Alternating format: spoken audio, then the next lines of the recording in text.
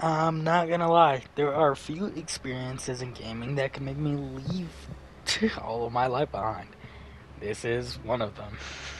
I've played this for about 5 days and have already put 60 whole hours. I can confidently say I'm hooked, but are you gonna be? Hi, my name is Phantom, and these are my thoughts on Baldur's Gate 3. First thing you'll notice in this game is a beautiful world that I wish wasn't restricted by these camera angles. Luckily, you'll get moments to appreciate it through cinematic scenes, but I wish there was another option, even if not convenient for a game like this, just to see everything. But what I find to be especially beautiful is the character models. There are so many people to meet in this world, and they are all super well designed and just look so pretty or ugly, but it's on purpose. And this feeling gets enhanced when you can literally customize yourself in a nearly limitless way. It reminds me of Cyberpunk with loads more to customize on your character. Want to be a pink gnome? Go ahead. Switch to blue, and you might as well be a wizard smurf. Then there's the gameplay, which is heavily affected by past said customization. You'll have plenty of options to do nearly whatever you want in combat. That's usually only limited by your stats, and I've been loving it. Want to grab someone, throw them at another enemy? Go ahead. Want to use telekinesis to throw that enemy? Go ahead. You could do a lot.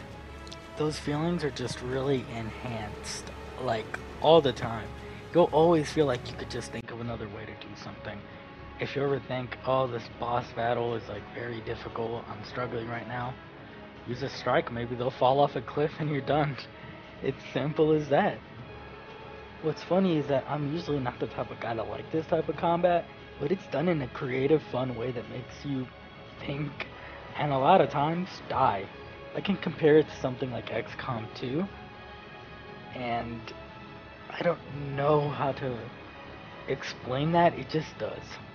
Besides combat, you can be expected to do a couple of puzzles, which are okay.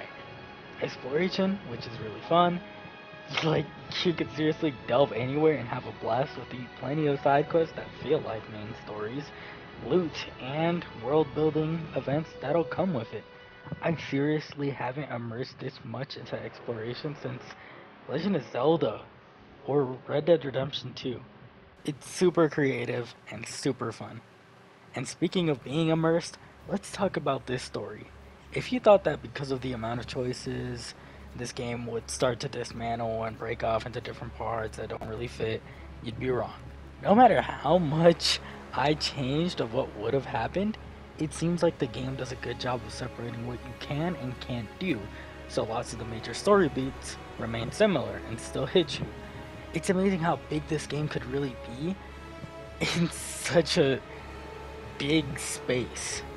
Usually, whenever you have games that have these many options, they're usually really short experiences. This game, I have played about 30 hours, and it doesn't seem like it's ending anywhere soon. And something I want to mention real quick is the romances are also just crazily good.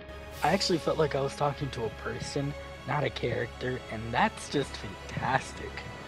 But what's even more fantastic is that all the actors seem to be great no matter what happens.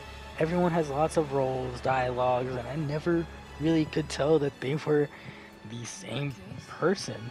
They do a wonderful job of sounding diverse with their voice and enunciating what's important to each person.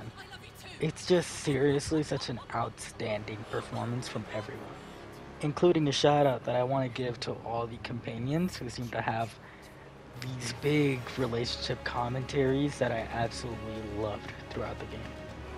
Oh, and the music is wonderful. It sounds like a nice fantasy vibe that reminded me of the Witcher's soundtrack, just a tad bit. And before we go to performance, which is usually the last thing I talk about, co-op play is fun in the game, but it's definitely recommended by me as a secondary playthrough option, not a first, because many of the game's features will be limited and you'll lose out on a lot of relationship stuff because only one character can do one thing at a time. Lastly, the performance of the game is great. A clear screen and 60 frames per second is what was achieved on my PS5. The only issue I have is the loading screens. and the screen tearing from time to time. Besides that, it's literally perfect. If you're wondering, I definitely recommend this game.